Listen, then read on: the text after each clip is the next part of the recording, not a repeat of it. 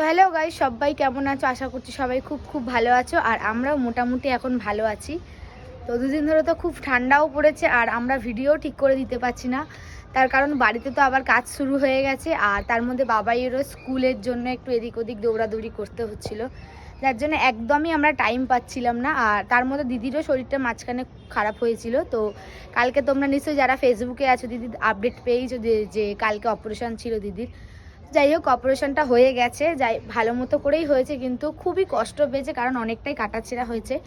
উপরটা হয়নি, মানে ভিতরটা। যাই হোক, এটা আপডেট পাবে হয়তো জামাইবাবু চ্যানেলে।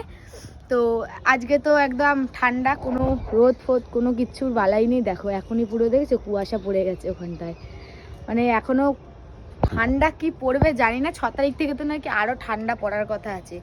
তো বাবাইয়েরও তো কালকে থেকে স্কুল স্টার্ট, তো ওরও একদম নতুন জার্নি শুরু হবে। তো তোমরা সবাই ওকে খুব আশীর্বাদ করো যেন ও ভালো মতো করে পড়াশোনাটা করতে পারে স্কুলে গিয়ে।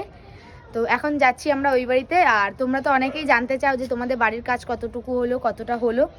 তো অনেকেই তোমরা জানতে চাও, তো তোমাদের তো সেরকমভাবে আপডেট দিতে পারি না, অনেকটাই কাজ এগিয়ে গেছে। তো মানে শেষের পথেই আর কি। এই যে চলে এসছে জাদু, জাদু চলে এসছে। ওর এই পাইপটা যে কি ভালো লাগে আমি বুঝি না, বাবা বাবা, ওর মাথা পাগলা করে দেয় এই পাইপটাই খেলে বলে। সারাদিন বসে বসে শুধু এই পাইপটায়, ছাদে উঠলেই এই পাইপটার সাথে খেলবে, পাইপটাতে উঠে দাঁড়াবে, খেলবে। মানে ভেঙে গেলে গুণগাট দিয়ে যেতে হবে, জানোই তো এটা ভাড়া বাড়িতে। তো যাই হোক, কাজ তো অনেকটাই এগিয়ে গেছে। তোমাদের সাথে তো পুরোটা আমি শেয়ার করতে পারিনি, মানে অনেকটা কি আর কিছুদিনের অপেক্ষা আমার নতুন বাড়িতে যাওয়ার জন্য।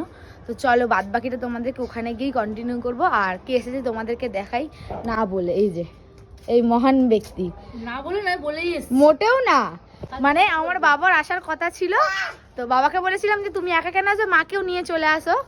তো এখানে মানে আমাদের বাড়ির এই যে দেখো, এটা হচ্ছে রাস্তা একটা, ওই যে এখানে একটা বাইক দাঁড়িয়ে আছে, ওটা হচ্ছে রাস্তা, ঠিক আছে। ওইখানটা এসে আমাকে ফোন করেছে, ভেবেছে হয়তো আমি বুঝতে পারবো না। ওনার ফোন দেখেই কিন্তু আমি গেটের কাছে এগিয়ে গিয়ে দেখি উনি ঢুকছে আর কি। যাই হোক চলো এখন মায়েদেরকে। হ্যাঁ, ফোন দেখে? মানে ফোন দেখে না, আমি বলছি ফোন করা দেখে বললাম। তো যাই হোক চলো এবার ওই বাড়িতে গিয়ে বাদবাকিটা তোমাদেরকে দেখাই, আর কতটুকু কাজ এগুলো সেটাও তোমাদেরকে দেখাই। চলো যাওয়া যাক। তো বন্ধুরা, তো চলেই এসেছি আমাদের বাড়ি, তোমরা তো দেখতেই পাচ্ছ। আর বক্স জানলা বানিয়েছি, এটা যেহেতু বুবাইয়ের শখ হয়েছে গরমকালে জানলায় বসে বসে হাওয়া খাবে। আর যেহেতু আমাদের বাড়ির পিছনে একটা বড় পুকুর, আর হাওয়াটা তো ভালোই আসে। আর বুবাই বাবাই সবাই একদম চলে এসেছি আমাদের ঘর দেখতে। আর তোমরা তো দেখতেই পাচ্ছ আমাদের ঘরের প্লাস্টারটা হয়েই গেছে। তো অনেক দিন ধরে তোমাদেরকে ভাবছিলাম ঘরের একটা ভিডিও দেবো, কিন্তু দিতে পারছিলাম না টাইমের অভাবে। ও হ্যাঁ, তখন কিন্তু আমাদের কনসিলের কাজগুলোও হয়ে গেছে, পাইপ টাইপ ফেলা টেলা তোমরা তো দেখতেই পাচ্ছ। ওইদিকে দেওয়াল কেটে পাইপ বসানো হয়ে গেছে, আর এদিকে একটা ছোট্টখাট্টো করে জানলাও বসিয়ে দিয়েছি। আর এই যে রান্নাঘরটা আমার, তো গরিবের রান্নাঘর আর কি করা যাবে, ছোট্টখাট্টো করে এখন করতেই হবে। তো এইটাকে 3 বছর পর আর কি পায়খানা বাথরুম টয়লেট ফয়লেট ব্যবহার করা হবে। এখন কিছু করব না, যেহেতু এখন একটু চাপাচাপির ব্যাপার রয়েছে, করলেই তো হবে না, চাপের একটা ব্যাপার রয়েছে না। তো বন্ধুরা, ছোট্ট একটা জায়গার মধ্যে আমাকে যেইটুকুনি একটা সুন্দরভাবে বাড়ি বানিয়ে দেওয়া যায় সেইভাবেই বানিয়ে দিয়েছে, যে দাদাকে কাজ দিয়েছি। আর এখানে বুবাইয়ের জন্য একটা ছোট্ট মতো বাংকারও করে দিয়েছে, যেহেতু ও রঙের অনেক কৌটো কাউটি থাকে, ওইগুলো সব গুছিয়ে রাখার জন্য। আর এখানে দেখো বুবাইয়ের একারই ঠান্ডা লেগেছে, যেন পৃথিবীতে আর কারোর ঠান্ডা লাগেনি, ওর একারই লেগেছে। আর অনেকটাই বেলা হয়ে গেছিলো, তখনও কিন্তু সবাই কাজ করছিল। পেটের দায়ে মানুষকে কতক্ষণই না খাটতে হয়, এই ঠান্ডার মধ্যেও ভাবছো যে কতক্ষণ তাদেরকে খাটতে হচ্ছে, এটা একমাত্র ছেলেরাই বুঝবে।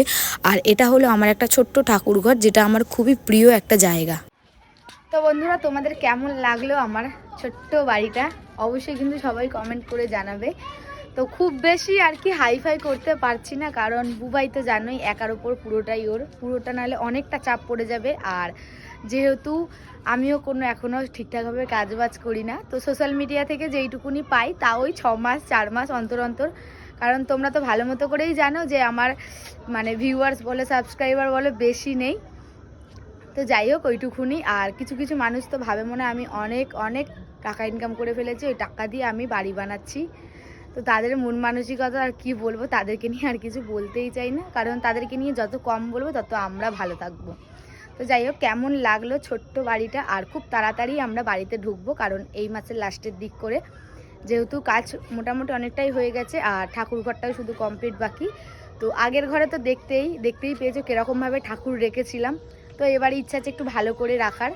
তো পুরোটা তো তোমাদের সাথে শেয়ার করবো কীরকম কি সাজালাম না সাজালাম, আর কেমন লাগলো অবশ্যই কিন্তু সবাই কমেন্ট করে জানাবে। আর দেখো মিস্ত্রিদের জন্য চা এনে এখন আমি নিজেই খেয়ে নিচ্ছি, মানে ওদেরকে দেওয়া হয়ে গেছে, এখন আমিও খেয়ে নিই একটু। চল আজকের মতো টাটা।